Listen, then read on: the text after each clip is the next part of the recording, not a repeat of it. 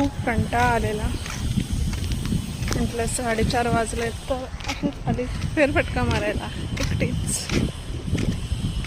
कधी कधी एकट्याने पण फिरलं पाहिजे मनाच्या शांतीसाठी. नमस्कार, मानसी बोलते. नेहमी आपण कुठेतरी फिरायला जायचं ठरवलं की आपल्या डोळ्यासमोर येतो तो मित्रमैत्रिणींचा ग्रुप.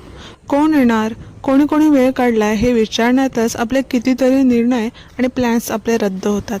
पण आज मी कोणाचीही वाट पाहिली नाही. मनात आलं आणि मी निघाले. जेव्हा मी बीचवर पोचले तेव्हा सुरुवातीला खूप गर्दी होती, गोंधळ होता, पण मी थांबले नाही. मी चालत राहिले गर्दीच्या पलीकडे, जिथे समुद्र स्वतःमध्ये हरवलेला असतो. आज समुद्राला ओटी होती. पाणी खूप मागे गेलं होतं.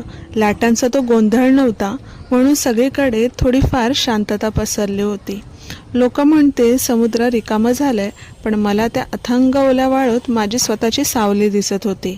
ओटी लागली होती म्हणजे समुद्र माघारी फिरलाच होता. आणि त्याच वेळी त्याने मला माझ्या मनाच्या आत डोकावण्याची एक मोठी संधी दिली होती. आयुष्यातही कधी कधी असंच होतं. आपण सतत भरतीसारखे धावत असतो जगाच्या मागे, गर्दीच्या मागे, पण जेव्हा आयुष्यात ओटी येते तेव्हाच आपल्याला कळतं की आपण खरं तर कोण आहोत. या शांततेत मला एक गोष्ट समजली की मी कोणावरही अवलंबून नाही आहे. मी स्वतःच्या पायावर उभी राहू शकते, स्वतःच्या सोबतीने आनंदी राहू शकते.